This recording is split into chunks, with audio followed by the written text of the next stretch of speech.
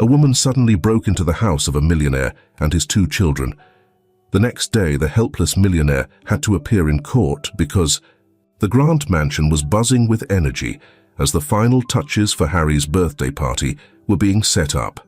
Bright balloons and streamers lined the once formal hallways, turning them into a child's dreamland.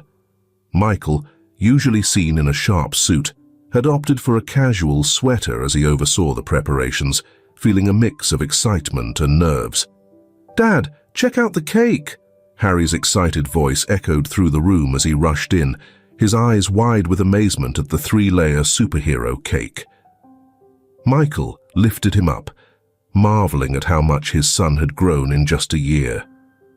"It's incredible, buddy," he said with a smile. "Just like you." Sarah walked in, carrying a giggling toddler on her hip. "Everything looks amazing, Michael. You really went all out this time." Michael looked around at his family, a warmth spreading through him that still felt new. This joy, this feeling of being part of something bigger, was something he never thought he'd experience.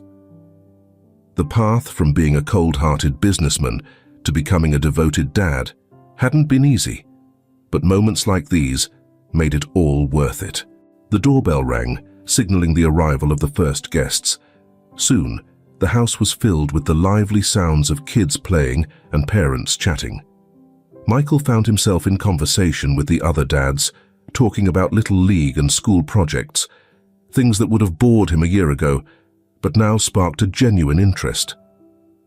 As the party hit its peak, Michael stepped back to watch Harry laughing with his friends, his face glowing with happiness.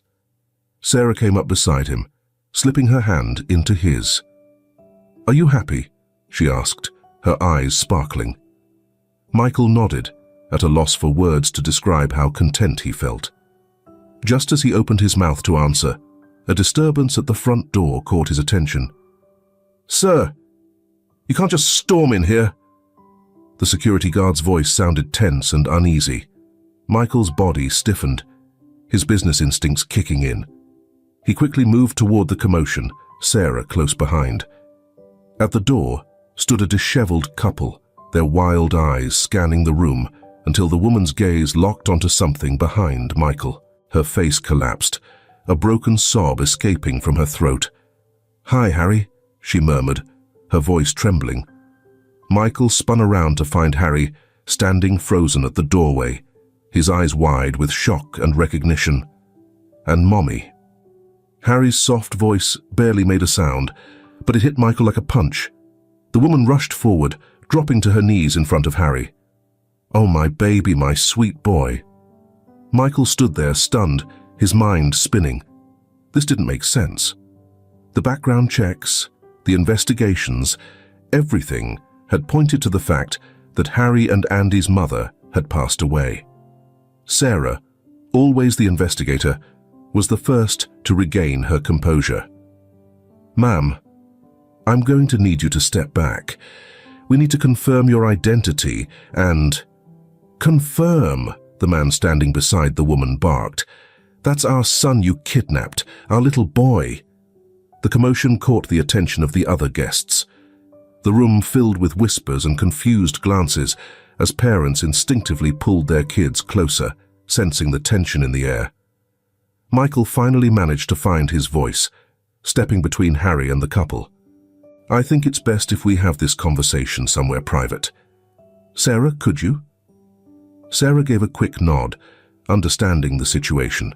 She gently steered Harry back toward the party room, offering him soft words of comfort as the boy visibly trembled.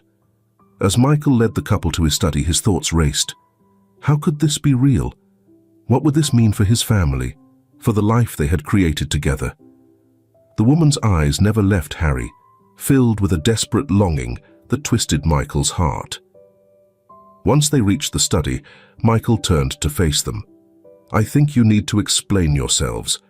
Who are you, and where have you been for the last year?" The woman pulled her eyes away from the direction Harry had gone, locking her gaze onto Michael, with a mixture of pain and determination. "My name is Susan Whitmore. That little boy is my son, and I've come to bring him home." Her words hung in the air, thick with weight.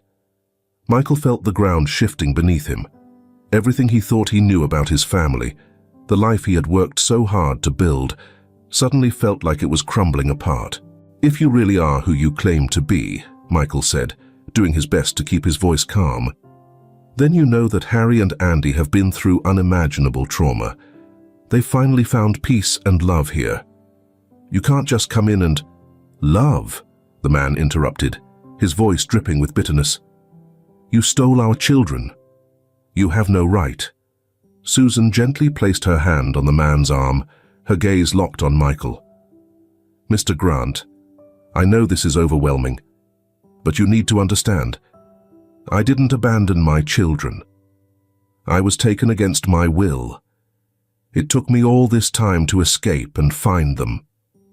Michael's mind raced, flooded with questions, doubts and fears. But underneath all of it, a sense of dread began to take root. As he looked into Susan's eyes, he could see the same fierce love and determination he felt for Harry and Andy. His heart sank as he realized that the battle for his kids had only just begun. Right on cue, a small voice broke the tension from the doorway. "Daddy, what's happening?" All eyes turned to see Harry standing there, the enormous oak door dwarfing his small frame. His wide eyes darted between Michael and the woman claiming to be his mother. In that instant, Michael understood that whatever happened next would change all their lives forever.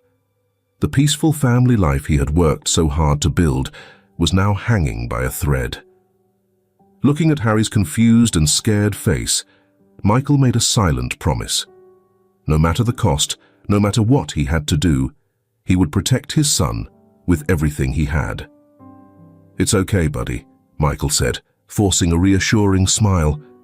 "Everything's going to be all right." But even as the words left his mouth, he knew deep down that nothing would ever be the same again. The storm he had been dreading had finally arrived, and it was threatening to tear apart everything he held dear. The following weeks passed in a whirlwind of legal battles, court hearings, and sleepless nights. Michael found himself in a fight he never imagined, battling for the children he had grown to love as his own. The once peaceful halls of the Grant mansion were now filled with tense phone calls and hushed discussions. Susan Whitmore, armed with DNA proof and a tragic story of kidnapping and escape, was waging a full-scale legal war to get custody of Harry and Andy back. Her tale, full of chilling details of captivity and a daring escape, had captured the media's attention. Almost overnight, Michael went from being seen as a hero to being portrayed as a potential kidnapper. "Mr. Grant, how do you respond to the accusations that you knew the children's mother was alive?" a reporter called out, as Michael hurried out of the courthouse, shielding Harry from the barrage of flashing cameras. "No comment," Michael muttered, guiding the boy into the car where Sarah sat beside Andy. The moment they were all inside, Harry's small voice cut through the thick silence. "Dad, are they going to take us away?" Michael's chest tightened. Turning to Harry, Michael took the boy's little hands in his own. "Harry, listen to me. I will do everything I can to keep us together. You and Andy mean everything to me, and that will never change." Sarah reached out, giving Michael's shoulder a comforting squeeze. Though silent, the worry in her eyes mirrored the same fear that had kept Michael awake night after night. At the offices of Steinberg Associates, Michael paced anxiously while Rachel Steinberg, his lawyer, laid out their options. "Michael, I have to be straight with you," Rachel began. "Susan Whitmore's case is strong. She is their biological mother, and her abduction story is compelling. The fact that you didn't know about her when you took the kids in works in our favor," Rachel continued. "But—" Michael interrupted, his patience running thin. "But what?" Rachel sighed. "Courts usually side with biological parents in these situations. We have to prove that moving the boys would harm them.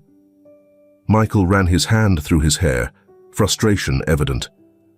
They've been through enough already. Harry's just now starting to trust people again, and Andy, he's just a baby. They need this stability. I know, Michael. I'm going to fight for you with everything I have, Rachel assured him. But you have to be ready for the possibility that... No, Michael interrupted, his voice firm. I won't even consider losing them. They're my children, mine. As he spoke, Michael realized just how much his life had changed. The idea of losing Harry and Andy terrified him more than any failed business deal or financial setback he had ever faced. Across town, Sarah was facing her own internal battle. As a detective, she had a duty to fully investigate Susan's claims. But as someone who had grown to love Harry and Andy, every new piece of evidence in Susan's favor felt like a dagger to her heart. Detective Reeves, we've verified parts of Mrs. Whitmore's story, her partner, Detective Johnson, said. The location she described matches an abandoned property connected to Daniel Whitmore. Sarah nodded, her face a mask of professionalism, even as her stomach churned. And the timeline? She asked. It lines up. Hospital records show she was treated on the date she claims she escaped. The injuries are consistent with someone who endured long-term captivity. Each word hit like a hammer on the fragile foundation Sarah had built with Michael and the kids. She closed her eyes for a moment, taking a deep breath to steady herself. When she opened them, her gaze drifted to a framed picture on the desk, a candid shot of her Michael and Andy laughing together at the park. What do we do now? Johnson's voice softened as he noticed her unease.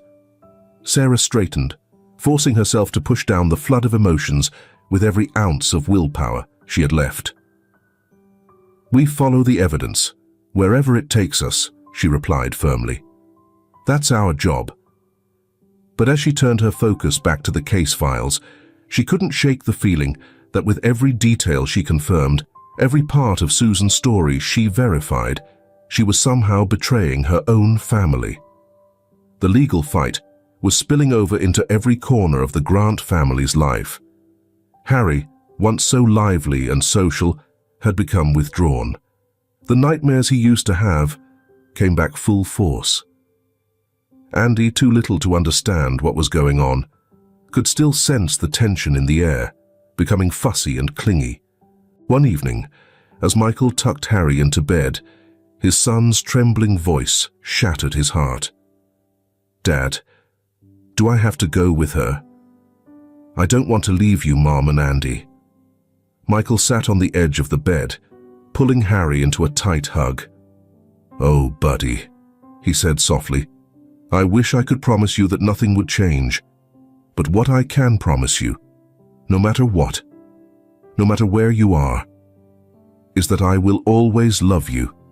You and Andy are my boys, in every way that matters.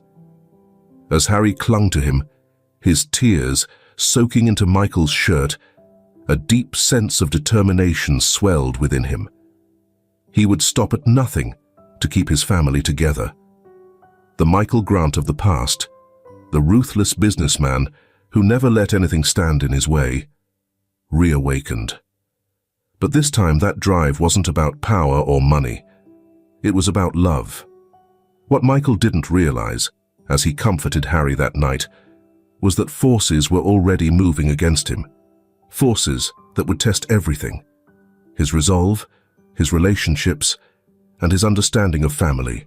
The fight for Harry and Andy was about to take a dark turn, one that would uncover hidden secrets and push everyone involved to face painful truths about themselves and those they cared for. As Michael left Harry's room, gently closing the door behind him, he had no idea that a storm was brewing on the horizon, one that would challenge everything he thought he knew about being a father, a protector, and a man. As the legal fight over Harry and Andy grew more intense, Michael found himself digging deeper into Susan Whitmore's past, desperate to uncover anything that might help him keep his family intact. Late one night, while sifting through documents in his home office, he uncovered something that shook him to his core: a file. Hidden within the records of Grant Enterprises, it held details about a project Michael had managed years ago, a project he now realized, with mounting dread, had directly affected the Whitmore family. His hands shook as he flipped through the pages of a business deal that had seemed insignificant back then. Grant Enterprises had bought out a small tech firm, dismantling it for its patents and laying off all of its workers. One of those workers was Daniel Whitmore. The realization hit Michael hard. His choices, driven by an unwavering focus on profit, had set off the chain of events that ultimately led to the Whitmore family's downfall. Daniel's slide into crime, the dangers that forced Susan to run with her kids. It all traced back to that one ruthless decision. The weight of his indirect responsibility pressed down on him, making him feel sick. Michael had always prided himself on his sharp business instincts, on making tough calls without getting emotional. But now, staring at a picture of Harry and Andy on his desk, he realized the true cost of that approach. The next morning, Michael walked into the kitchen, dark circles under his eyes from a sleepless night. Sarah, already making breakfast for the boys, glanced at him and knew something was off. "Michael, what's wrong?" she asked, her voice filled with worry. He slumped into a chair, running a hand through his messy hair. "I found something, Sarah. Something about my connection to the Whitmores. It's bad." As he shared his discovery, Sarah's face shifted from concern to shock, and finally to a somber understanding. "Oh, Michael," she whispered, reaching out to hold his hand. "I'm responsible for this," Michael admitted, his voice shaking. "Everything that's happened to Harry, to Andy and Susan. It all started because of what I did. I wrecked their family before I even knew they existed." Sarah squeezed his hand, her detective instincts already running through the legal implications. "This complicates things in court," she began, but Michael cut her off. "I know, it could ruin our case. But Sarah, how can I keep fighting for them when I'm the reason they were ever in harm's way?" Before she could answer, they heard the soft sound of Harry's footsteps approaching. The boy paused in the doorway, his sharp intuition picking up on the tension in the air. "Dad, Sarah, what's wrong?" Michael forced a smile and held out his arms. As Harry climbed into his lap, Michael hugged him tightly, taking in the familiar smell of his hair. How could he explain to this child, who had already faced so much, that the man he called Dad was part of the reason for his trauma? "Nothing's wrong, buddy," Michael lied, hating himself for it. "We were just talking about grown-up stuff. How about we grab some breakfast?" As they moved through their usual morning routine, Michael's thoughts were in chaos. The weight of his past involvement in the Whitmore tragedy was tearing him apart, making him face the man he used to be and the irreversible consequences of his actions. Later that day, Michael sat down with his lawyer, Rachel Steinberg, and told her everything he'd discovered. As he spoke, Rachel's expression grew more serious. "Michael, this is a huge problem," she said once he finished. "If Susan's legal team gets hold of this, they could argue that guilt is the only reason you took the boys in. It could destroy our custody case." Michael nodded, the reality of the situation pressing down on him. "I get it. But Rachel, I can't hide this. I can't live with myself if I keep something this big from them. It's too important, especially for Harry and Andy." Rachel leaned back in her chair, looking at him closely. "The Michael Grant I met at the beginning wouldn't have considered sharing anything that could hurt his position." Michael nodded again. "They changed me," he said, Thinking of the boys who had flipped his world upside down, Harry and Andy made me want to be better. And now, I have to live up to that, no matter what.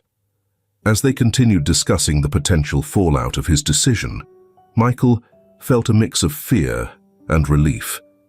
The truth, as hard as it was finally coming to light. Meanwhile, on the other side of town, Susan Whitmore was deep in conversation with her own lawyer, tempers flaring.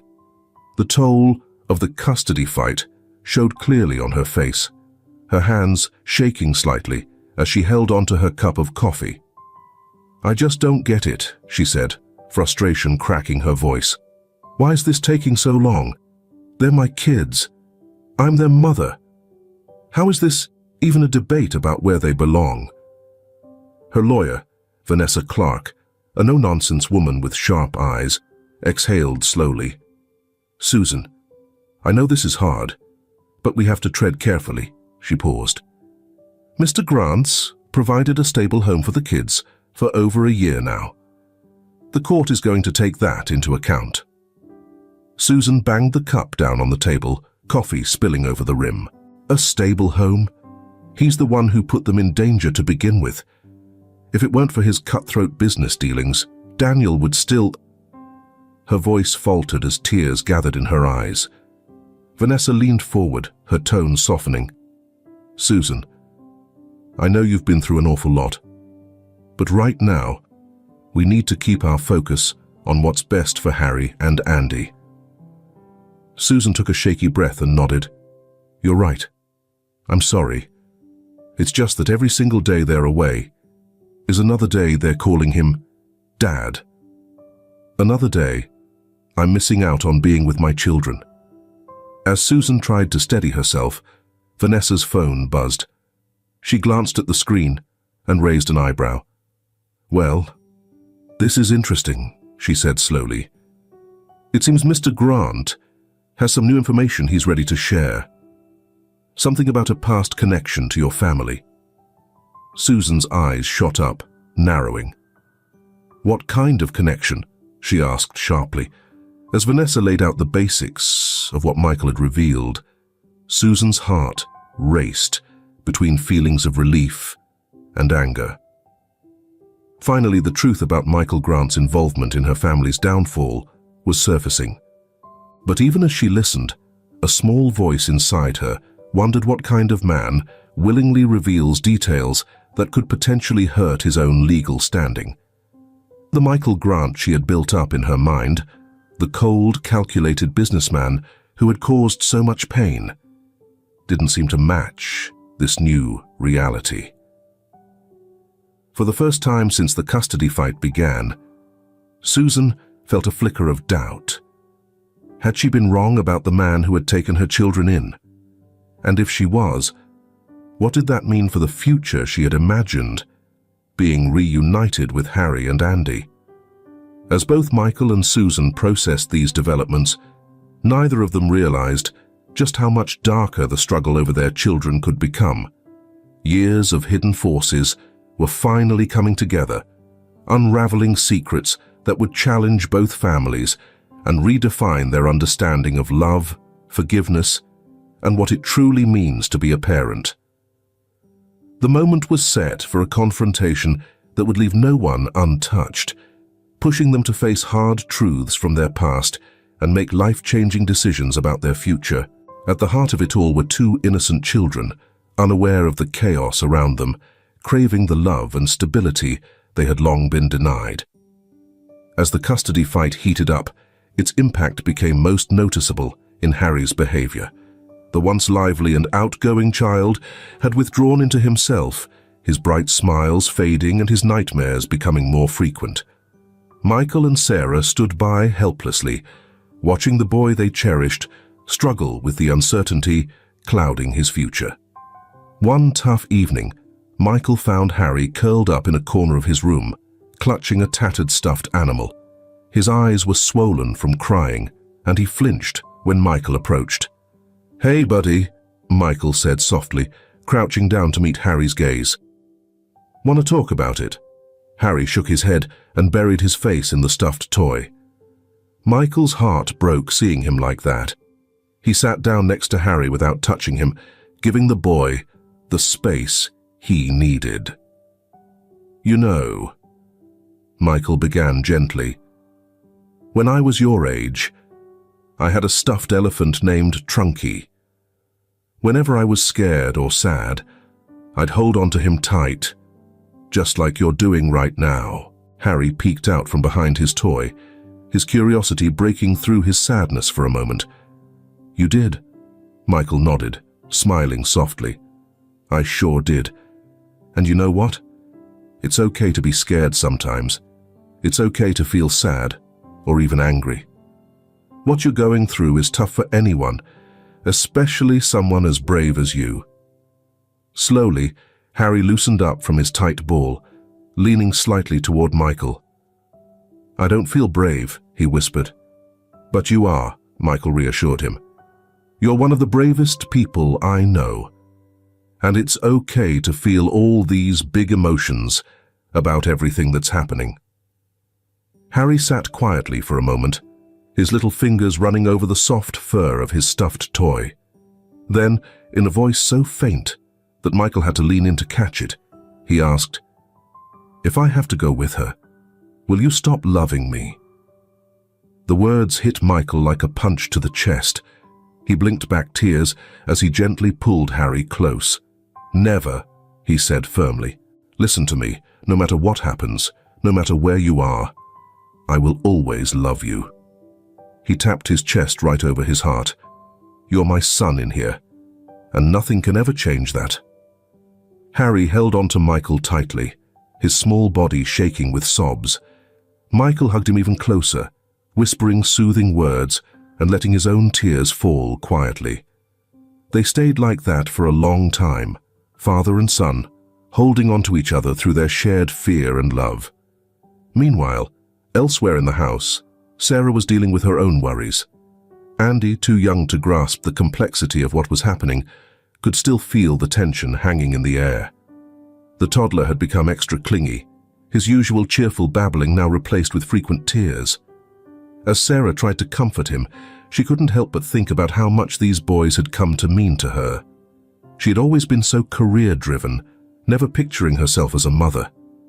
But now, the idea of losing Harry and Andy was unbearable.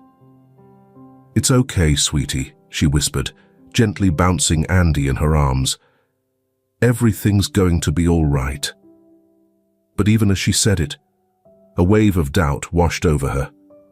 As a detective, she was trained to rely on facts, and the facts, especially with Michael's recent confession about his connection to the Whitmores, weren't looking good. Later that night, after both boys were finally asleep, Michael and Sarah sat together in the kitchen, the weight of everything they were facing hanging between them. "How's Harry?" Sarah asked, her voice full of concern. Michael sighed and ran his hand through his hair. He's scared, confused. He asked me if I'd stop loving him if he had to go with Susan. Sarah reached for Michael's hand across the table. "Oh, Michael. What did you say?" Michael's voice was thick with emotion as he replied, "I told him the truth, that I love him no matter what, that he'll always be my son." He tightened his grip on Sarah's hand. "But Sarah, the thought of losing them, I don't know if I can handle it." Sarah nodded, tears welling in her eyes. "I know. I feel the same way. These boys, they've become everything to us." They sat in silence for a while, both deep in thought. Eventually, Sarah broke the silence, her detective instincts cutting through the emotional haze. "Michael, we have to think about every possible outcome. If the court sides with Susan, we need a plan in place, for the boys' sake." Michael's jaw tightened, the determined businessman in him surfacing. "I'm not backing down without a fight, Sarah. I just can't." "I'm not saying we should give up," Sarah replied, her voice calm but firm. "But if Harry and Andy end up going with Susan, we need to make sure it's as smooth as possible. Their well-being has to come first, even if it breaks our hearts." Michael slowly nodded, Sarah's words sinking in. It was one of the things he admired most about her, her ability to stay clear-headed, even in tough situations. "You're right," he admitted. "As much as I want to keep them with us, we need to think about what's best for them." "But Sarah, how do we know if taking them away from the only stable home they've had is really in their best interest?" Sarah gently squeezed his hand, her eyes filled with both love and determination. "We keep fighting, Michael. We present our case and show the court how much the boys have thrived with us, but we also have to accept the possibility that Susan could be what they need. It won't be easy, but we owe it to Harry and Andy to prioritize their needs over our own wants."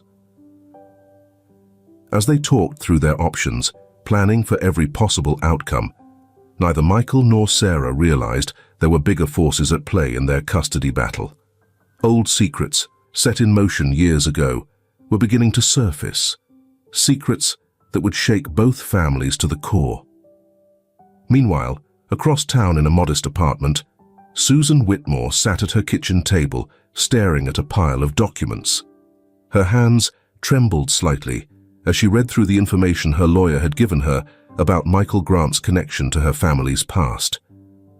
Discovering Michael's indirect role in her family's downfall had originally stoked her anger and fueled her determination to get her kids back.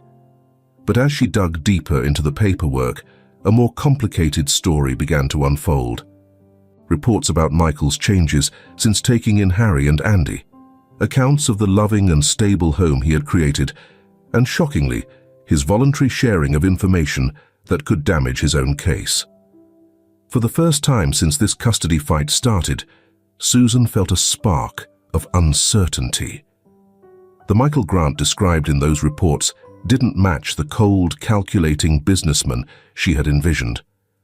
Could she have misjudged the man who had taken in her kids? As Susan wrestled with these conflicting feelings, she had no idea that her own past held secrets still hidden in the shadows. Secrets that would soon surface, forcing everyone involved to face painful realities and make unthinkable decisions. The custody battle for Harry and Andy was on the verge of an unexpected twist, one that would push the boundaries of love, forgiveness, and what family really means. At the heart of it all were two innocent children, oblivious to the chaos around them, craving the love and stability that had been missing from their lives for so long. As the custody fight heated up, a disturbing element started to creep in, casting a dark cloud over the entire case. Michael, driven by a combination of fatherly love and his investigative instinct, found himself digging deeper into the events surrounding Daniel Whitmore's death and Susan's puzzling return. Late one night, as Michael pored over documents in his office, a knock on the door interrupted him. Sarah walked in, her face full of worry. "Michael, we need to talk," she said, her voice low and serious. "I've found something about Susan's story that doesn't add up." Michael straightened in his chair, exhaustion forgotten. "What is it?" Sarah spread out some reports across the desk. "I've been going over the evidence from Susan's supposed captivity. There are inconsistencies in her timeline, gaps in her medical records, and then there's this." She pointed to a blurry surveillance photo. Michael squinted at it, trying to make out the figure. "Is that Susan?" Sarah nodded, her expression grim. "Taken 6 months ago, in a city far from where she claimed to be held captive. Michael, I think she's hiding something." As they examined the evidence, a troubling idea began to form. What if Susan's return wasn't as simple as it seemed? What if something more sinister was going on? Meanwhile, across town, Susan Whitmore sat in a darkened room, her hands trembling as she dialed a number she had sworn never to use again. "It's me," she whispered into the phone. "We've got a problem. Grant is digging too deep. He's close to uncovering the truth about Daniel." The voice on the phone was ice cold, methodical.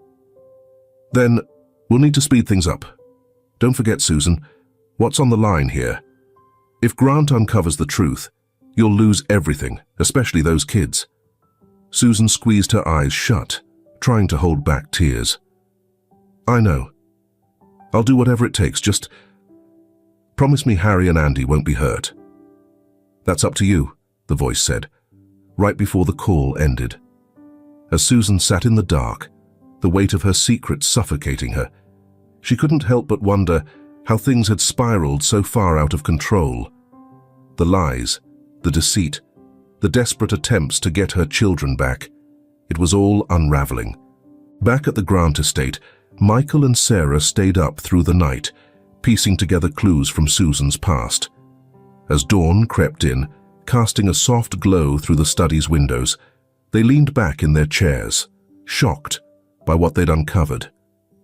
If this is right, Michael rasped, his throat raw from hours of talking. Susan isn't just fighting for custody. She's running from something, or someone, Sarah agreed, her detective instincts on overdrive. The question is, who and how does this tie into Daniel Whitmore's death? Before Michael could answer, a cry rang out from the baby monitor. Andy was up. As Michael started to rise, Sarah gently stopped him with a hand on his arm. I'll go. You need rest. We've got a long day ahead. After Sarah left to tend to Andy, Michael leaned back, thoughts racing. He'd entered this custody battle thinking it was just about a mother trying to get her kids back. But now, he realized they'd stumbled onto something much more dangerous and complicated.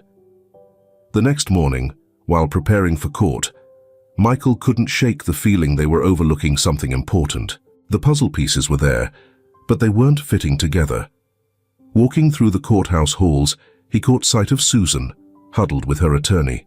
Their eyes locked for a split second, and Michael gasped at the terror in her face.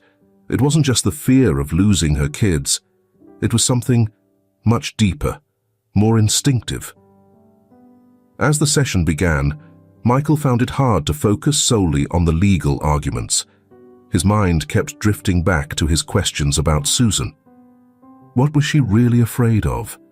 And how far was she willing to go to protect her secrets? The judge's voice sliced through his thoughts.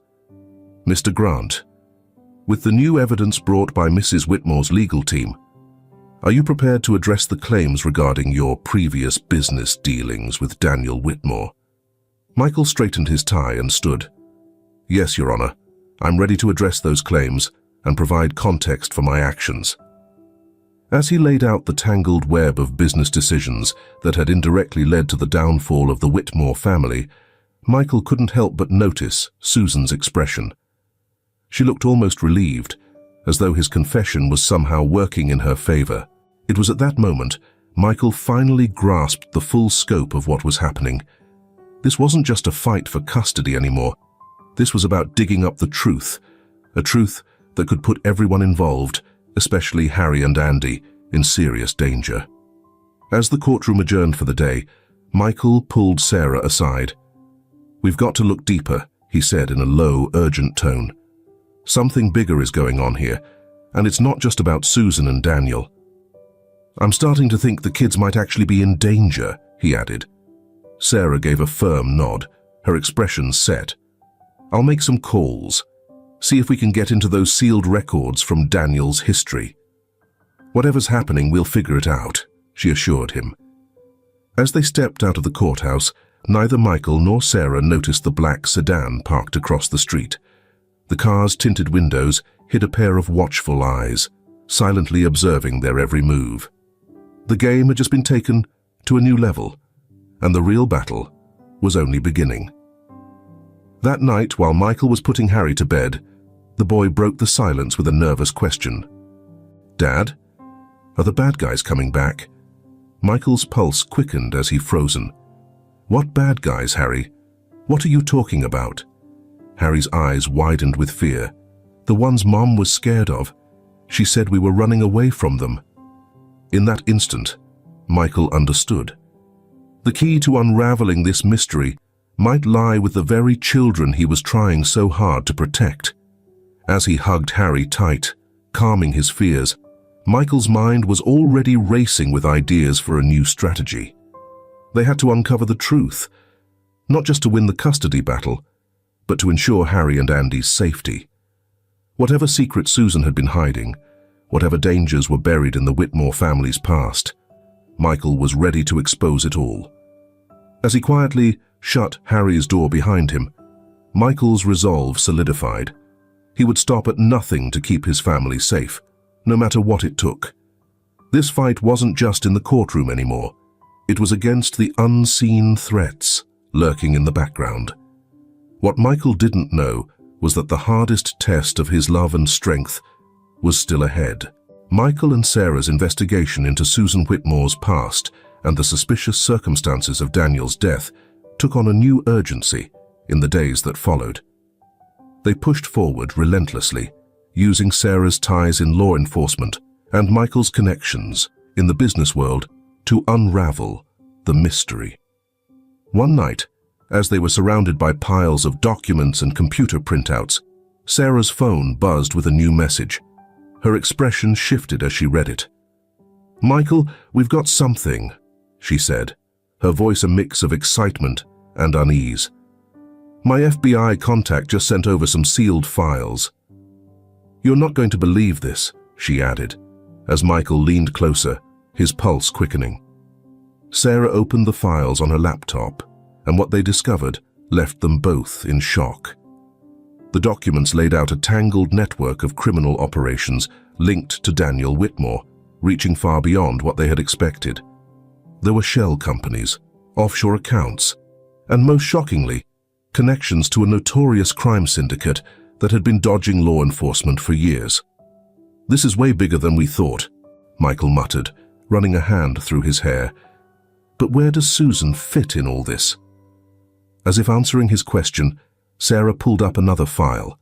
It was a police report from just weeks before Susan was supposedly kidnapped.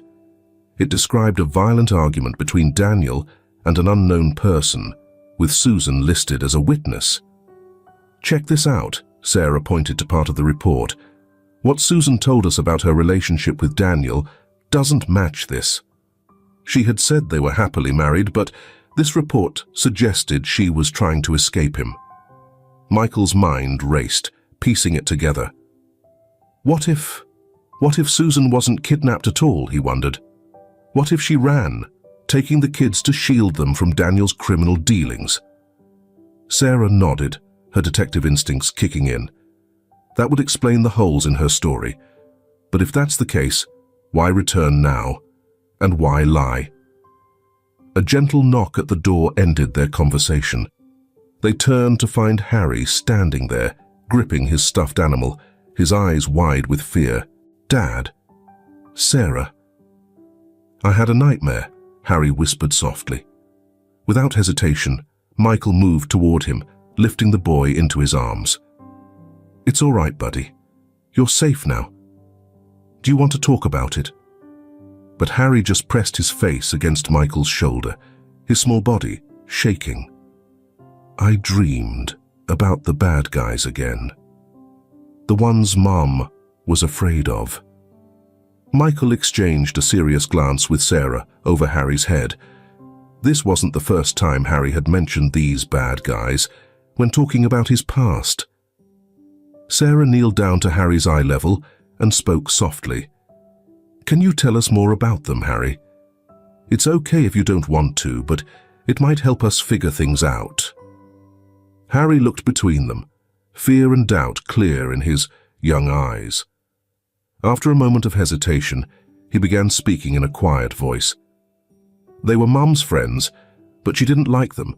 They made her do things she didn't want to do. That's why we had to run."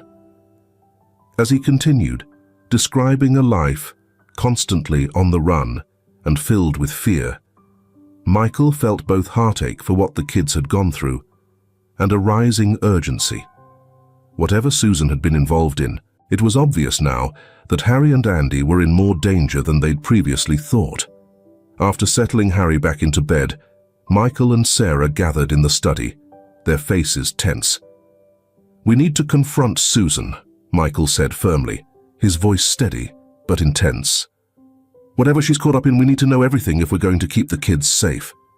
Sarah nodded, though her expression remained cautious. "We have to be smart, Michael. If she's tangled up with the same syndicate Daniel was, confronting her head-on could be dangerous. Not just for us, but for Harry and Andy too." Michael paced, frustration evident in his steps. "Then what do we do? We can't just sit around and wait for something bad to happen." After a brief silence, Sarah spoke again. "I have an idea, but you're not going to like it." Michael's eyes narrowed. "Who do you have in mind?" Sarah sighed deeply before answering. "Judge Winters." Michael's eyebrows shot up in surprise. "Winters? But he's retired, and after everything that went down with the corruption case?" "Exactly," Sarah cut in. "He's got the experience, the connections, and most importantly, he owes us. After we cleared his name in the corruption case, he told us that if we ever needed anything, he'd be there." Michael thought about that for a moment, weighing the risks against the rewards. After a brief pause, he nodded. "All right, reach out to him. But Sarah, we keep this under wraps. No one else can know what we're doing." The stakes were too high. As Sarah dialed Judge Winters, Michael stared out the window at the calm night outside. Somewhere out there, Susan Whitmore was hiding secrets that could shatter his family. And in the shadows lurked forces that posed a threat, not just to Harry and Andy's custody, but to their very lives. The next morning, as Michael prepared for another day in court, an unsettling feeling gnawed at him. It felt like they were on the brink of something much bigger. The custody fight that had consumed their lives for weeks now seemed like the beginning of a much larger, more dangerous situation. As he adjusted his tie and gave himself one last look in the mirror, Michael made a quiet promise. No matter what secrets were uncovered, no matter what dangers lay ahead, he would protect Harry and Andy. They were his sons in every way that counted, and he would do anything to keep them safe. Michael had no idea that the real test of his determination was just around the corner. The web of lies and threats surrounding the Whitmore family was tightening around them, forcing Michael to confront not just Susan and her hidden truths, but his own past and how far he was willing to go for his family. As he left the house, kissing Harry and Andy goodbye and exchanging a look with Sarah, Michael braced himself for the battles ahead. Whatever was coming, was ready to face it head-on. For his family, for his kids, he would stop at nothing. The game had changed. The stakes were higher than ever, but Michael Grant had faced high-stakes challenges before. This time, though, it wasn't just his career or reputation at risk. It was the lives and futures of two innocent children who had become his entire world. The Grant mansion, once a place of joy and family, now buzzed with tension. As Michael and Sarah dug deeper into the mystery surrounding Susan Whitmore and the looming threats, the stress started affecting every part of their lives. Harry, always more aware than his age suggested, pulled further away.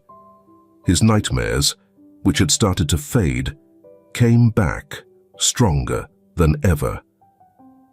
Michael had found himself more than once rushing into Harry's room in the dead of night, wrapping the boy in his arms as he cried about the bad people, whispering fears of being taken away. One especially tough morning, while Michael was trying to get Harry to eat breakfast, the boy suddenly broke down in tears. "I don't want to go to school," Harry sobbed, shoving his plate aside. "What if they come for me? What if you're not there?" Michael's chest tightened. Kneeling beside Harry, he gently turned him to look into his eyes. "Harry, listen to me. No one's going to take you. I promise you, you're safe here with us." But Harry's lip quivered. "But what about Mom? Is she coming back?" Does she not want us anymore? The question hung heavy in the air, loaded with the fear and confusion only a child could feel. Michael struggled for the right words, painfully aware of the fine line between truth and shielding Harry's heart. Your mum loves you so much, Harry. But sometimes things are hard for adults to figure out. Right now, the most important thing is that you and Andy are safe and loved. Can you trust me on that? Harry gave a small nod, but the worry still lingered in his eyes. As Michael pulled him in for a hug, he caught Sarah's eyes across the room. The worry and care in her expression mirrored exactly what he felt. Even little Andy, too young to grasp what was going on, seemed to sense the tension in the house. The normally bubbly toddler had become clingy, his joyful babbling now often replaced by crying fits. One afternoon, as Sarah tried to soothe the wailing Andy, her patience finally snapped. "I can't keep doing this, Michael," she burst out, her voice tight with frustration. "We're tearing these kids apart with all this uncertainty." Michael, who had been on the phone with their lawyer, quickly ended the call. He crossed the room, gently lifting Andy from Sarah's arms. "I know, love. I know it's hard. But we're doing our best," he reassured her. Sarah ran her hand through her hair, tears glistening in her eyes. "Are we?" she asked quietly. "Sometimes, I wonder if we're just being selfish. Maybe Susan is what these boys really need." The words lingered between them, echoing the unspoken fears they had both been carrying. Michael felt a flicker of anger, but quickly swallowed it. He knew Sarah was only saying what they both had been dreading. "Sarah, look at me," he said, balancing Andy in one arm while reaching out to her with the other. "We've been the family for these boys. We've given them stability, love, and a home. No matter what Susan's reasons are for showing up again, we can't just hand them over without knowing for sure it's the right thing for them." Sarah nodded, leaning into his touch. "I know. I'm sorry. I just feel like we're in a fight we can't win, and the boys are stuck in the middle of it." As if on cue, Harry's small, scared voice came from the next room. "Dad, Sarah, where are you?" They exchanged worried glances before Michael called back. "We're here, buddy. Come on in." Harry appeared in the doorway, clutching his stuffed animal tightly to his chest. His eyes shifted nervously between Michael and Sarah, picking up on the tension in the room. "Are you guys fighting?" he asked in a small, worried voice. "No, honey," Sarah said quickly, moving toward him. "We're just talking about grown-up things. Everything's fine." But Harry wasn't easily reassured. His lower lip trembled as he asked, "Is it because of me and Andy? Are we making things hard for you?" The innocence and guilt in his question broke their hearts. Michael immediately walked over, Andy still in his arms, forming a family huddle around Harry. "Listen to me, Harry," Michael said seriously. "None of this is your fault, or Andy's. We love you both more than anything. You two are the best things that have ever happened to us." Sarah nodded, wiping away a tear. "That's right.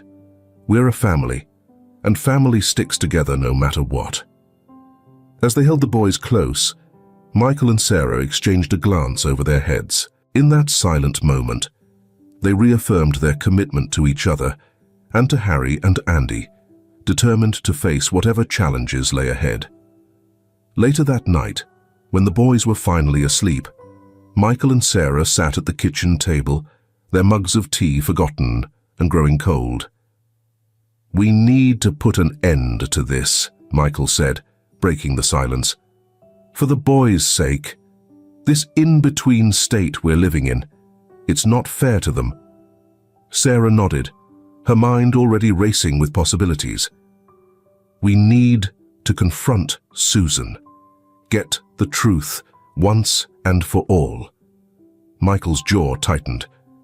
"And if she's involved in something dangerous, if bringing all this to light puts the boys in harm's way, then we'll face it.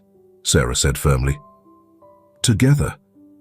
Whatever's going on, Michael, we can't keep living like this. Harry and Andy deserve better.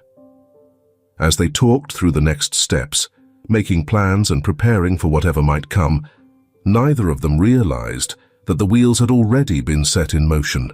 On the other side of town, in a dimly lit room, Susan Whitmore sat across from a group of figures, their faces hidden in shadow. Her expression was pale but resolute. "It's time," one of the figures said, his tone sharp and commanding. "Deliver what we want, or your kids will pay the price."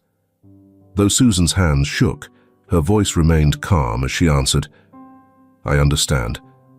I'll do whatever it takes." As the night wore on, the pieces of a dangerous and intricate game began to fall into place. The fight for Harry and Andy was about to hit its peak, and the ultimate test of love, loyalty, and family was still ahead. When the Grant Mansion lights went out for the night, Michael and Sarah were weighed down with worry, but firmly united in their mission. No matter what obstacles awaited them, they would face it together as a family. For Harry and Andy, they were prepared to go to any lengths.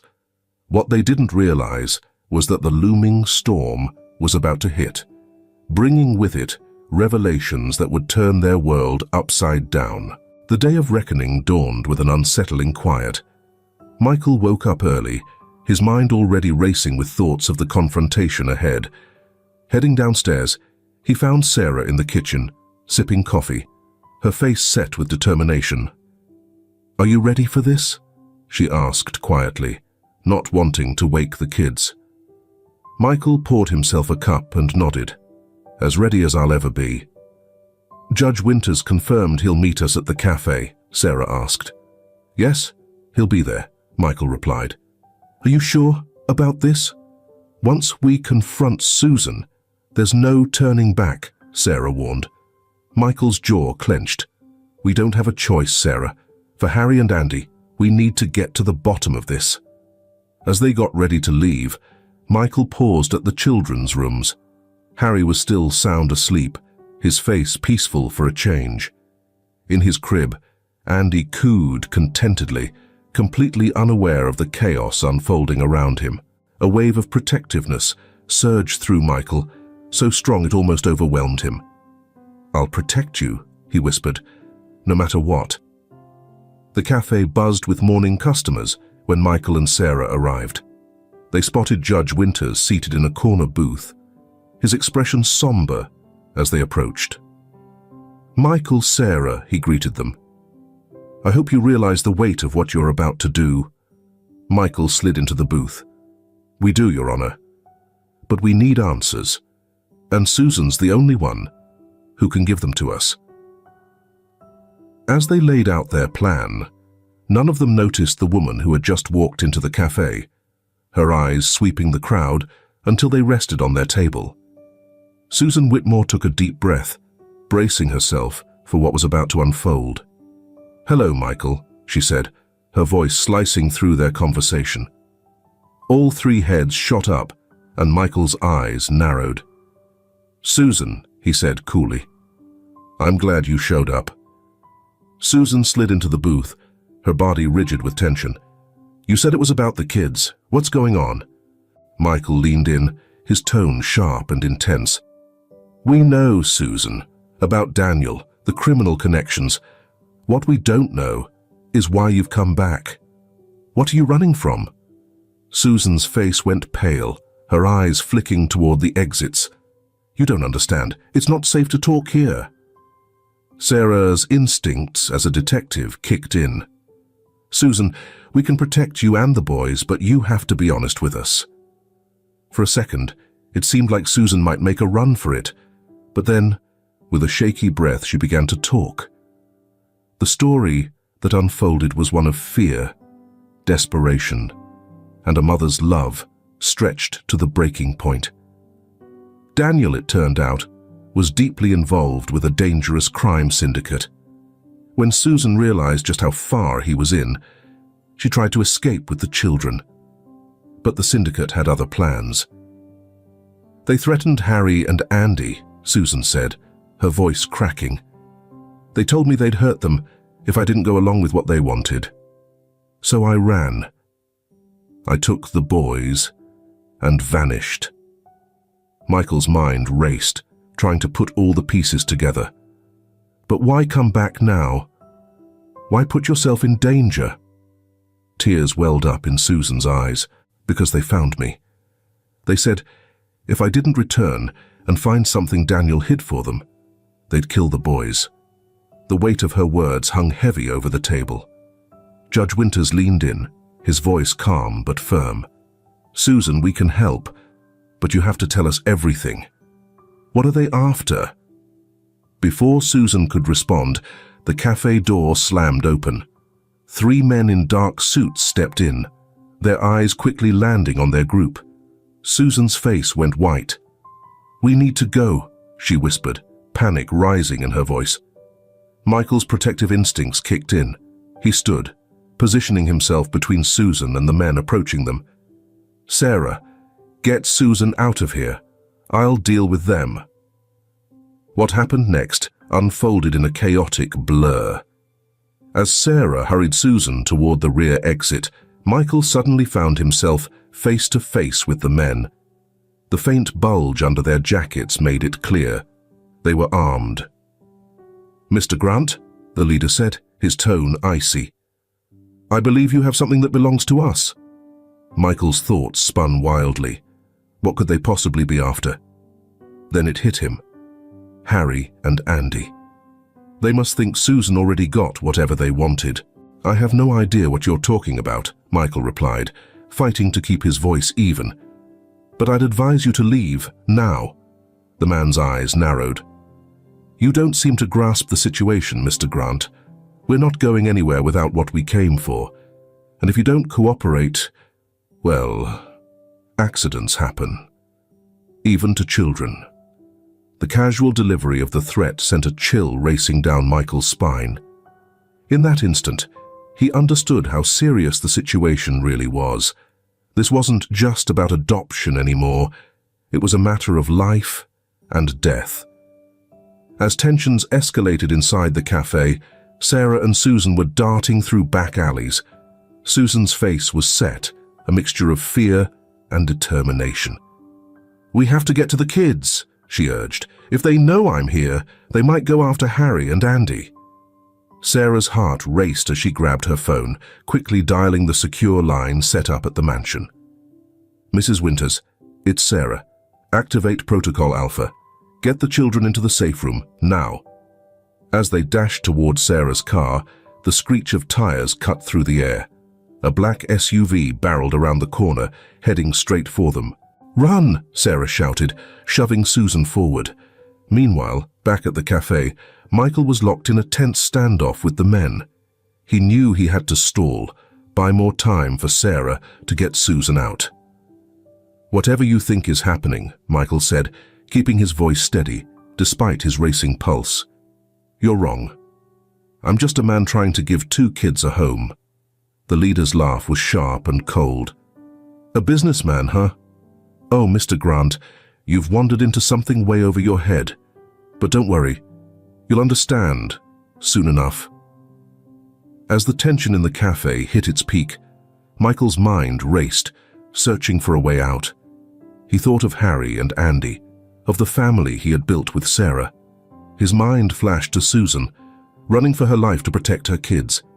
In that moment, Michael Grant made a choice that would change everything. All right, he said, his voice steady and resolute.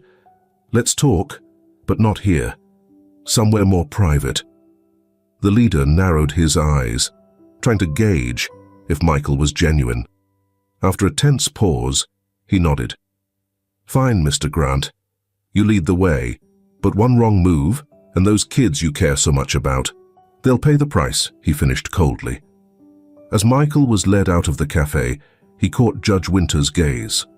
The older man gave a nearly invisible nod, a silent understanding passing between them. Whatever came next, they were all in this together.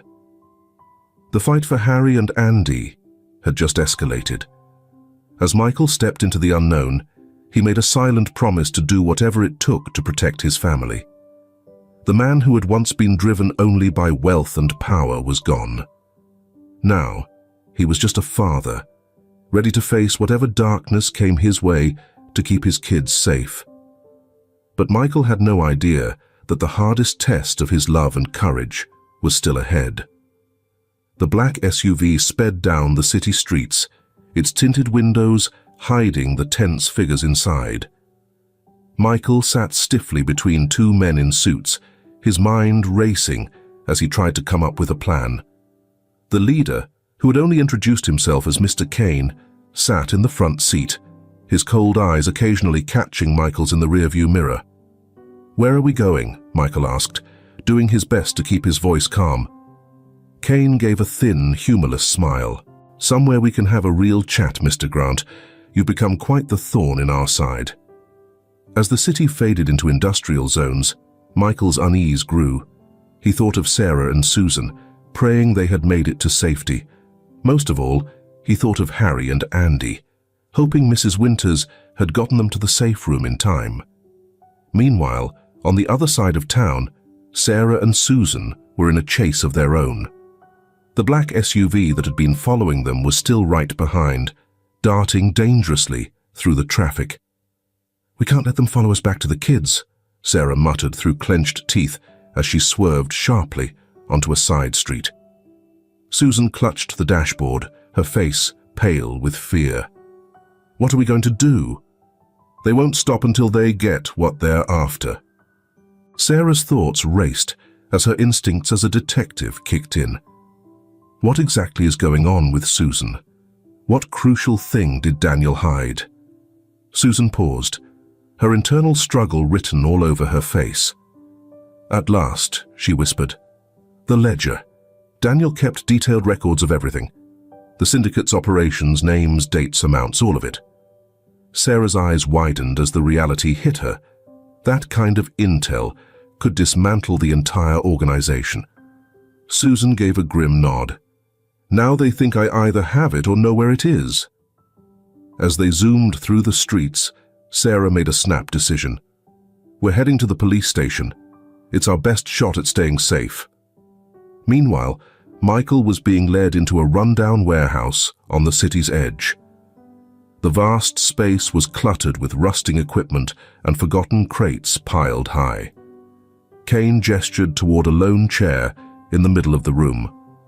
"Have a seat, Mr. Grant," he said, his voice echoing in the emptiness. "Let's chat about the location of Susan Whitmore and the items she was supposed to recover for us." Michael's brain raced, trying to stall. "I don't know what you're talking about. All I care about is Harry and Andy's safety." Kane's gaze darkened. "Those kids? They're just pawns. Daniel Whitmore left behind something of immense value, and Susan knows where it is. You're going to help us find her." As Kane spoke, Michael's eyes swept across the warehouse, searching for any possible way out. Then, he spotted movement from the corner of his eye. High up on the catwalk, he recognized a familiar figure. Judge Winters had followed them, and he wasn't alone. Hope flickered in Michael's chest, though he kept his expression neutral. Michael needed to keep Kane talking to buy time for the rescue that seemed to be in motion. "Even if I knew where Susan was," he said, with a hint of resignation in his voice, "why would I help you? You threaten my family." Kane leaned in close, his breath hot on Michael's face. "Because, Mr. Grant, if you don't cooperate, those kids you care so much about will pay the price. We've got eyes everywhere. One word from me, and they vanish for good." Michael felt a chill run down his spine, but before he could reply, chaos erupted. The sound of shattering glass filled the air as figures in tactical gear burst through the upper windows. Shouts of "Police! Don't move!" reverberated through the warehouse. Amid the chaos, Michael spotted his chance. He lunged at Kane, knocking him down, and the two struggled for control of the gun that suddenly appeared in Kane's grip. They wrestled on the hard, cold floor, each man fighting to overpower the other. Then, the crack of a gunshot echoed, Michael felt a sharp, burning pain shoot through his side, but the surge of adrenaline kept him going. Just before the police arrived, Michael managed to knock the gun out of Kane's hand, and they took the criminal down. As Michael was helped to his feet, he saw Judge Winters hurrying toward him, concern clear in his expression. "Michael, are you okay?" Judge Winters asked. Michael gave a quick nod, his face tight with pain. "I live for the kids, Sarah," Michael murmured. Winters reassured him, "They're safe. Sarah got Susan to the station. They're under protection." Michael felt a moment of relief, but it was fleeting. As the adrenaline wore off, the weight of the situation hit him hard. The threat was still very real. As long as the syndicate believed Susan had Daniel's ledger, Harry and Andy were in danger. After the raid, Michael found himself in a hospital bed, his side wrapped in bandages, his mind racing with unresolved questions. Sarah burst into the room, her expression a mix of relief and worry. "Michael," she called, rushing over. "Thank God you're okay." They embraced gently, mindful of his injury. "The kids?" Michael asked anxiously. "They're safe," Sarah said, comforting him. "Mrs. Winters got them to the panic room in time. They're shaken, but unharmed." Michael closed his eyes, letting the relief wash over him for a moment. When he opened them, his face was set with determination. "We've got to end this, Sarah. Once and for all." Sarah nodded, her mind already racing through possibilities. "Susan's agreed to cooperate completely. She's going to help us track down Daniel's ledger." As they planned their next move, neither noticed the nurse standing outside, listening carefully to every word. As she walked away, she discreetly pulled out her phone and dialed. "It's me," she said in a low voice. "Grant made it, and I know exactly where to find the ledger." The stage was set for the final showdown. Michael, still recovering, but fueled by his fierce love for his family, was gearing up for the fight of his life. This battle over Harry and Andy had become something far bigger and far more dangerous than just a custody dispute. Michael, Sarah, and a small group of loyal officers approached cautiously, weapons drawn. "Stay focused," Michael murmured. "Susan's safety comes first. We get her out, no matter what." They swiftly breached the building, clearing floor after floor of empty office spaces. The only sounds were their careful footsteps and the occasional static from their radios. On the top floor, they finally heard muffled voices behind a large, sturdy oak door. Michael's pulse quickened as Sarah signaled the team to move in. The door was kicked open, and chaos broke loose. Gunfire erupted as Kane's men started shooting. Michael ducked for cover, his eyes scanning the room frantically for Susan. There, in the corner, he spotted her. Susan was hunched over a computer, her fingers flying over the keyboard.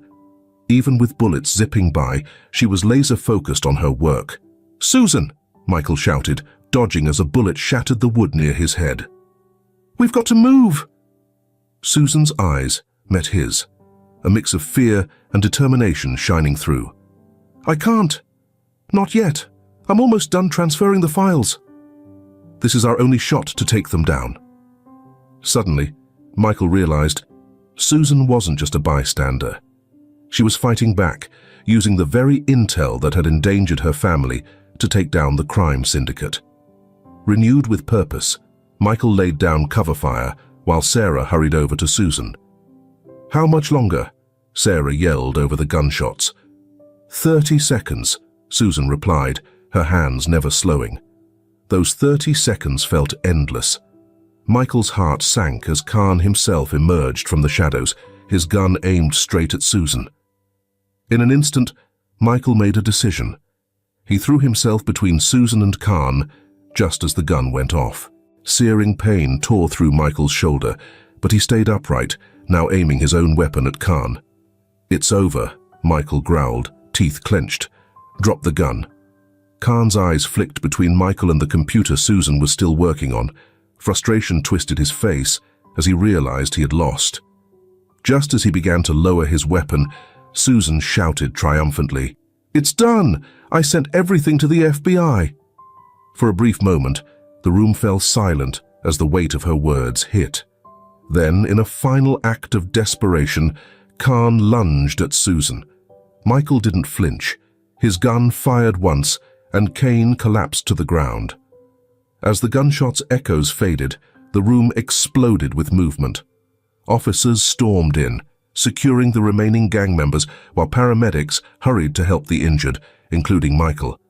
In the middle of the chaos, Michael found himself face to face with Susan. Her eyes held a mix of gratitude and something more profound. "You saved me," she whispered. "After everything? Why?" Michael winced as the paramedic worked on his shoulder. "Because it was the right thing to do, and because those boys need their mum." Tears filled Susan's eyes. "Michael, I've messed up so much. But seeing you with Harry and Andy, how much you care for them, I know now. They couldn't ask for a better father." Her words lingered between them, an unspoken acknowledgement of the bond Michael had built with the kids. As they were led outside, Sarah joined them, her face a mix of concern over Michael's injury, but with visible relief in her expression. "It's really over," she sighed, gripping Michael's uninjured hand. He nodded, the weight of the night's events finally settling in. They had taken down a major crime syndicate, saved Susan, and possibly dismantled a vast corruption ring. As the adrenaline wore off, Michael's thoughts shifted to Harry and Andy, anxiously waiting at home. He realized the hardest part was still ahead. How would they explain everything to the boys? How would they move forward as a family with all their complicated history? The drive back to the mansion was quiet, each of them lost in thought. They all knew that the coming days would bring difficult conversations and tough choices, but for now, there was a quiet sense of peace. They had survived, they had won, and most importantly, they had protected the children they loved. As the first light of dawn peeked over the horizon, Michael felt a flicker of hope for the future. Whatever challenges were ahead, they would face them together as a family. The battle was done, but the journey of healing and rebuilding had just begun. The weeks that followed the intense showdown with Kane's syndicate were full of emotions and activity. Michael, now wearing a sling, found himself not only recovering physically, but also navigating the fragile process of reshaping their family's future. The Grant Mansion, once a place filled with tension and uncertainty, was slowly becoming a space of healing and cautious optimism. Harry and Andy, initially confused by the sudden return of their mother, were gradually getting used to the idea of having both Susan and Michael in their lives again. One bright afternoon, Michael sat on the porch, watching as Susan played with the boys in the yard. The sound of their laughter, which had once been so rare, now echoed more often. Sarah came up beside him, offering him a cup of coffee. "How are you holding up?" she asked, her eyes studying his expression. Michael let out a heavy sigh, his emotions mixed. "It's complicated. Seeing Susan with the boys, it's clear how much they've missed her, but I can't shake the feeling. Like you're losing them," Sarah softly finished for him. He nodded, appreciating her insight. "I know it's selfish," he admitted. "Susan's their mum, and she's been through so much. But the idea of not being their father anymore..." Sarah reached over and squeezed his hand reassuringly. "Michael, you'll always be their father. The bond you've built with Harry and Andy isn't something that can just disappear. We'll find a way to make it work for everyone." Their conversation was cut short when Harry called out, "Dad, Sarah, come play with us." As they headed to join the fun in the yard, Michael couldn't help but notice the slight tension in Susan's posture when Harry referred to him as Dad. It was a stark reminder of the complicated feelings everyone was grappling with. Later that night, after the kids were asleep, Michael, Sarah, and Susan sat down for a much-needed talk. "We need to figure out what's next," Michael began, trying to keep his voice steady despite his nerves. "Susan, you're welcome to stay here as long as you need. The boys need their mum." Tears welled up in Susan's eyes as she nodded. "Thank you, Michael. I can't even put into words how thankful I am for everything you've done for the boys and for me. But I know I've caused so much pain and turmoil in your lives." Sarah leaned in, her instincts as a detective sharpening, ready to help navigate the delicate situation. "Susan, what are you trying to say?" Michael asked, his voice filled with confusion. Susan inhaled deeply, trying to steady herself before speaking. "I've been given the opportunity to testify against what's left of the syndicate. In return, the FBI will offer me protection in their witness program." Her words lingered in the air, heavy with the weight of what they meant. Michael felt like the ground had just shifted beneath him. "And what about the boys?" he managed to ask, his voice tense. Susan looked at him, her voice trembling. "That's why I needed to talk to both of you," she began. "I love Harry and Andy more than anything. But after all that's happened, I'm not sure I'm what's best for them right now." Michael and Sarah exchanged stunned looks. This wasn't what they had expected to hear. "Susan," Sarah said softly, "are you saying you want Michael to continue raising the boys?" Tears now streamed down Susan's face as she nodded. "I've seen how happy and safe they are with you two. The idea of moving them again, of risking their safety if the syndicate ever tracks us down, it terrifies me." A flood of mixed emotions surged through Michael. Relief, guilt, hope, sadness, all blending together. "Susan, are you absolutely certain about this?" "They're your children," he said gently. "They're your children too, Michael," she replied firmly. "In the past year, you've been more of a parent to them than I've been able to be. I'm not saying I want to vanish from their lives, but I believe the best thing for them right now is to stay here with you and Sarah." The conversation stretched into the night as they discussed the details, legal arrangements, logistics, and how to explain everything to Harry and Andy. By the time they headed to bed, a rough plan had taken shape. The coming months brought a period of change for everyone. Susan stayed at the mansion, making the most of her time with the boys, while also preparing for her departure. Meanwhile, Michael and Sarah worked with attorneys to finalize their legal guardianship, ensuring Susan could stay in touch once she entered witness protection. Explaining the situation to the boys was one of the hardest things Michael had ever done. There were tears, questions, and moments of confusion. But slowly, with love and patience, Harry and Andy started to grasp that this arrangement didn't mean losing anyone. It meant their family would grow in a unique way. As the day of Susan's departure approached, Michael found her in the garden, quietly watching the boys play. "Are you really sure about this?" he asked softly as he stood beside her. Susan faced him, her eyes filled with a mixture of sadness and determination. "I am," she said quietly. "It's hard, but I know this is what's best for them." She paused, her voice softening. "And Michael, thank you for loving them, for being the father they need."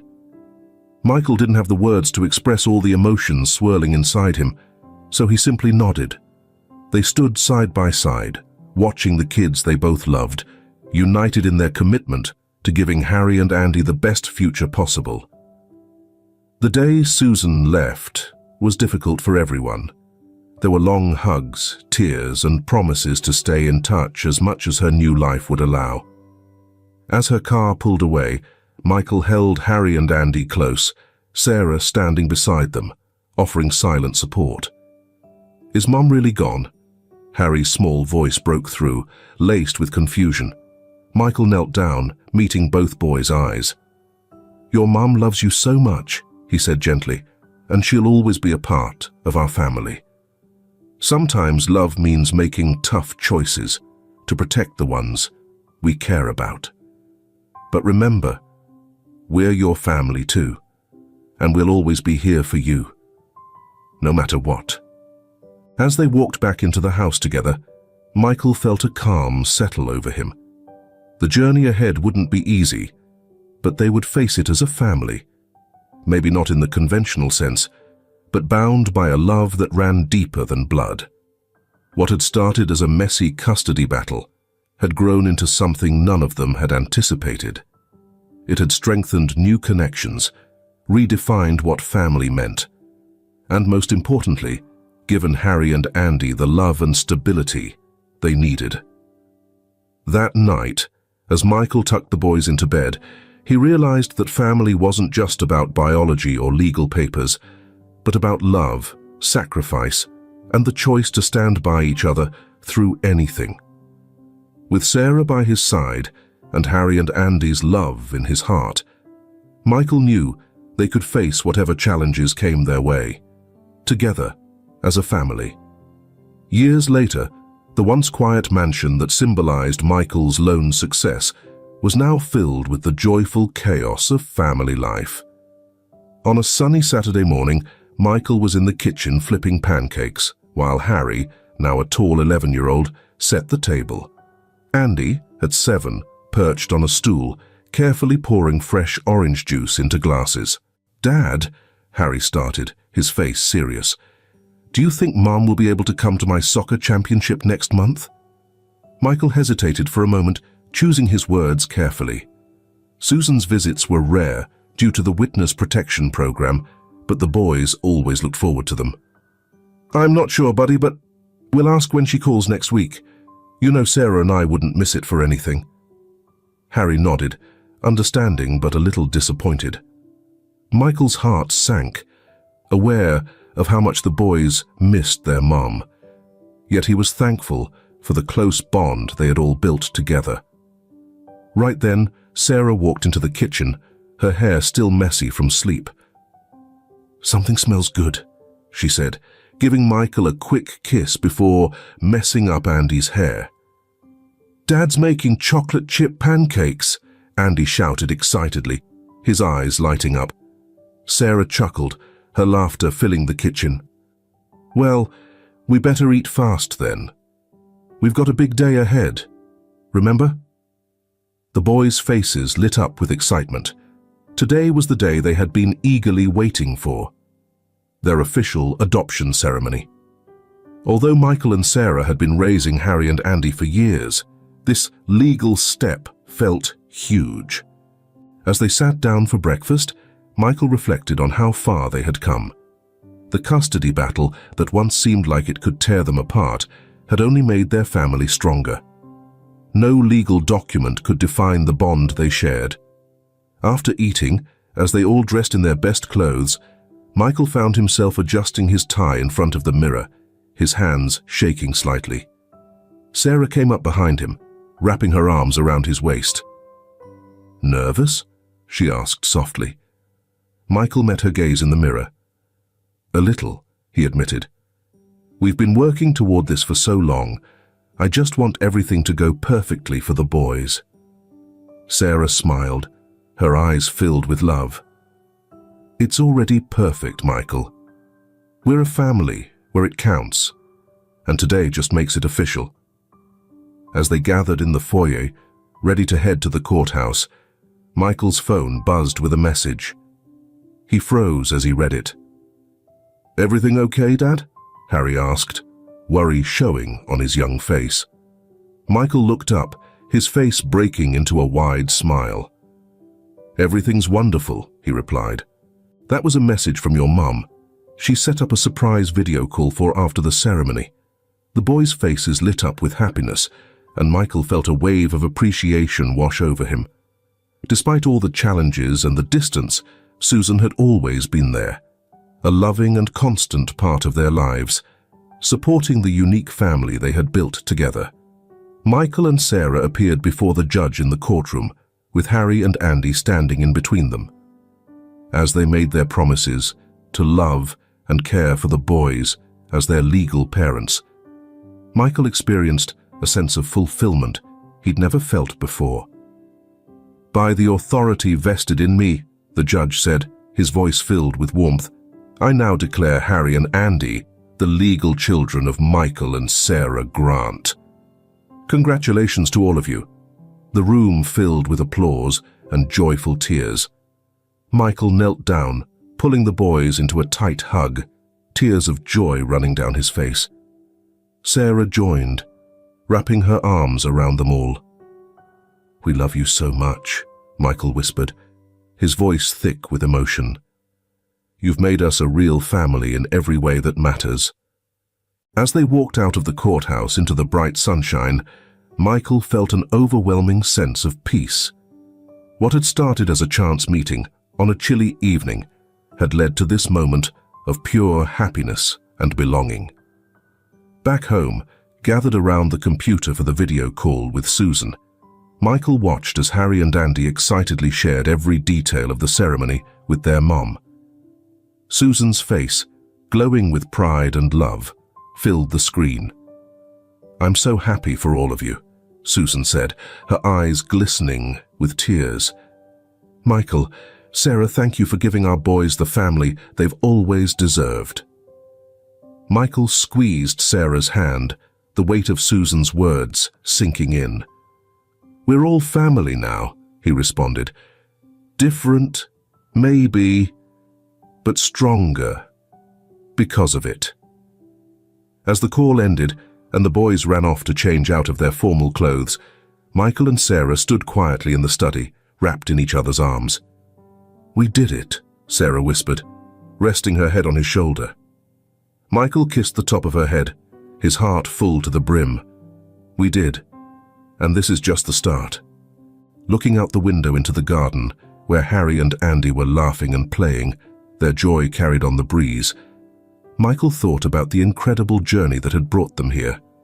From being a ruthless businessman, driven by power and wealth, he had transformed into a father, a partner, and a man who now truly understood the real meaning of family and love. The legal battle for custody, which once felt like the hardest thing Michael Grant had ever faced, turned out to be the doorway to a happiness he never thought possible. Through it, he discovered the real meaning of sacrifice, the depth of a parent's love, and the strong ties that define a family. As the day came to a close, with the soft golden light of sunset bathing their home, Michael knew without a doubt that he was exactly where he was meant to be. With his kids and his partner by his side, Michael had found his life's true purpose and his greatest success. The road hadn't been smooth, but every hardship, every tear, and every moment of doubt led to this. A family bonded not by blood, but by choice, by love, and by a steadfast promise to always support one another, no matter what came their way. As he joined his family in the yard, pulling Sarah close and watching Harry show Andy a new soccer trick, Michael made a silent promise to never take these moments for granted and to always cherish the incredible journey that brought them together. The laughter of his kids, Sarah's warm hug, and the peace he felt deep inside were proof of the healing power of love. It had transformed him and created something beautiful from the toughest challenges. This was his legacy, his crowning achievement. A family built on love, trust, and the unbreakable connections of the heart. Family isn't about shared DNA, but about the love we choose to give and the bonds we form through life's struggles. Michael Grant's transformation from a cold businessman to a loving father reminds us that real wealth isn't found in our bank accounts, but in the hearts we touch and the lives we change. Every child deserves a home filled with love, stability, and acceptance. Sometimes the family we need isn't the one we're born into, but the one we build with compassion and commitment. The story of Harry and Andy shows us that even the deepest wounds can heal when surrounded by constant love and support. Life throws unexpected challenges our way, but it's how we face them that defines us. Michael, Sarah, and even Susan demonstrate that true strength lies in putting the needs of our children before our own desires and egos. In our darkest times, when we feel lost or alone, family, whether by birth or by choice, can light the way. It's never too late to open your heart and become the person someone else needs you to be. As you think about your own life, ask yourself, what kind of legacy am I leaving? Am I building walls or bridges? Am I measuring my success by what I own or by the love I give and receive? Remember, the most beautiful families don't always follow the traditional path. They are built on understanding, forgiveness, and the daily decision to love without conditions. In the end, our greatest achievements aren't measured in money or awards, but in the smiles of the children we care for, the strength of the relationships we build, and the depth of love we share. That's what truly defines a life well lived. Thank you for joining us on this emotional journey through Michael Grant's story. Your support means everything to us and fuels our passion for storytelling. If this story of love, redemption, and the real meaning of family struck a chord with you, we'd love for you to leave a comment with the number 1. It's a simple gesture, but it helps us know what resonates with you. Curious about what's next for the Grant family? If you're eager for more and want to see a part 3 of this saga, drop a comment with the number 3. Your excitement is what keeps us going. We value your opinions, and if there's anything in the story you disagreed with or would like to talk about further, share your thoughts in the comments. Your feedback is how we grow as storytellers. Lastly, if this narrative touched you and you'd like to support us in creating more heartfelt stories, please consider subscribing to our channel. Each subscription is a vote of confidence that inspires us to dig deeper and tell more stories that matter. Your engagement, whether through likes, comments, or subscriptions, powers our creative process. It's what drives us to keep crafting stories that move hearts and spark meaningful conversations. Thank you for being part of our storytelling community. Together, let's continue exploring the beautiful, complicated fabric of human emotions and experiences.